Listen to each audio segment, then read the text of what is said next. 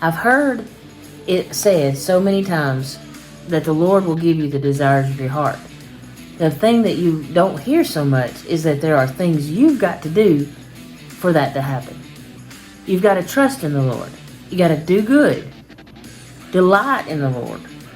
Commit your way to the Lord and trust in Him. Hey guys, welcome into my corner.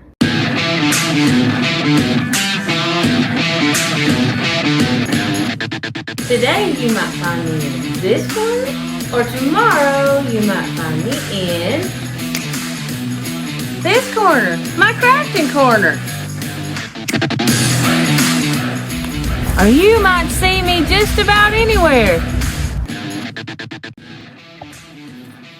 Hey guys, I hope you're doing great. I hope you're having a great day. I'm still having some allergy issues. I told Scott that I was going to put in here that due to sinus and allergy season, I have made these videos shorter than normal for the last couple of days and probably tomorrow too. So I hope y'all are doing great. I hope this mess stays away from y'all, but allergies being allergies and everything's covered in pollen outside, so every time it gets washed away it comes right back, so it's kind of hard to get out of it. But today I wanted to talk about Psalm 37 verse 3 through verse 5. It says, "Trust in the Lord and do good, dwell in the land and enjoy good pasture.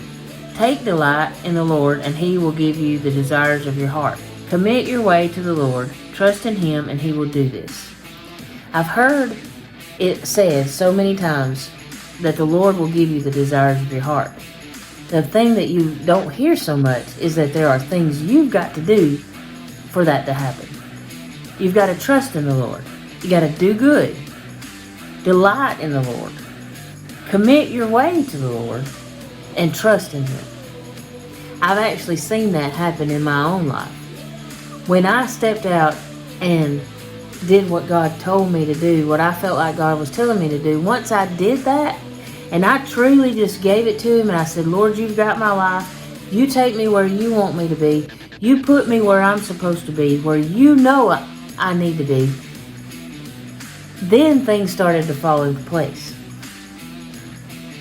We got this house. It was absolutely just God working in His way.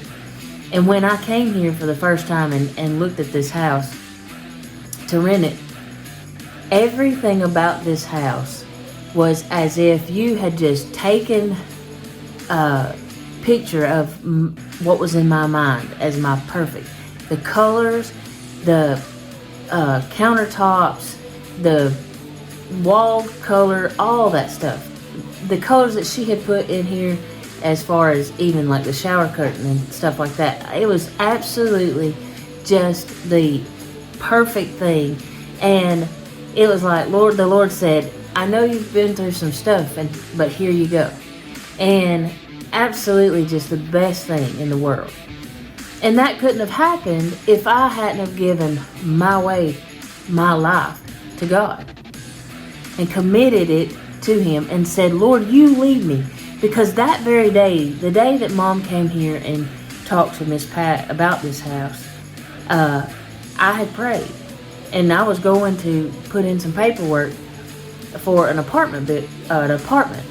And when I did that, I left the house and I just said a little prayer. And I said, "Lord, if this is not where we're supposed to be, you take us to where we're supposed to be. You close these doors and you open the right one." And I prayed that prayer all the way to Chatham to go get some paperwork and stuff. And before I could get back, Mom had called with this house. Isn't that God? That's how it works. I'm not telling you I'm perfect. I'm just giving you an example of what God did for me when I finally said, "I can't do this anymore by myself. You take it. You make it happen." So many times in my life, I had to get to the end of me and give it to God. And then He took whatever I gave Him and He made it better than I ever thought about. It's crazy how that He can just make things happen. And now we look back and we're like, every one of these little steps that was going on at that time, if it hadn't have happened just exactly the way it did, it would have never happened. And God is in charge of that.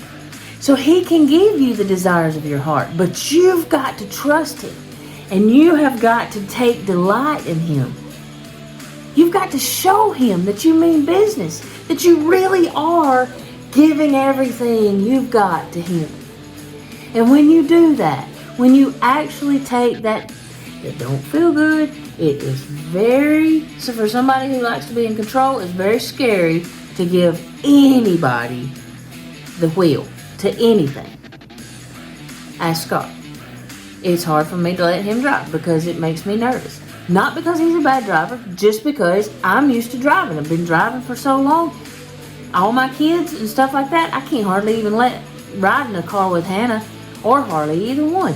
It scares me. It's not because they're bad drivers. It's just because I have a hard time giving somebody else control of that.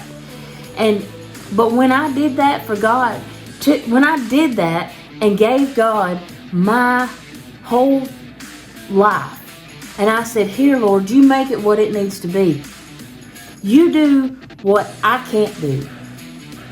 But a lot of times what happens is I wait until I get to the end of me, and then I turn it to God. Instead of, from the beginning, saying, God, I can't do this, and I've seen you do better than I can, so here, take it. And really give it to Him. Really give it to Him. Not pretend give it to Him, where that He's working on it, but you are too. No, none of that. You've got to really give it to Him. And once you do that, then He takes it and He makes it so much better because He's the Father of the universe. Hello? He can't work because we won't let Him. But He is the Father of the universe who can do way more than we can. So why in the world do we keep trying to hold on to it? Why in the world do we keep trying to put a human touch on everything when we've got a out of this world God who can see the whole world He's just sitting up there looking at all of us. And He's just waiting on you. So what are you trying to fix yourself and not giving it to God? Wholly giving it to God. Completely. All of it. What are you doing? Why are you doing that? Why in the world? I don't know why I do it either. So I'm talking to myself just as much as I am you. I do the same thing. So I pray today that you will give whatever it is you're holding on to. I pray that you will give it to God and let Him take over and show you the power of a God that is the master of the universe. He is the Alpha and Omega, the beginning and the end. He's got it all, and He can give you just exactly what He knows you need. The right way, the right stuff, every single time. So live in that state of, God, you've got this. I'm not going to worry about it today. You got it. Y'all have a great day. Bye.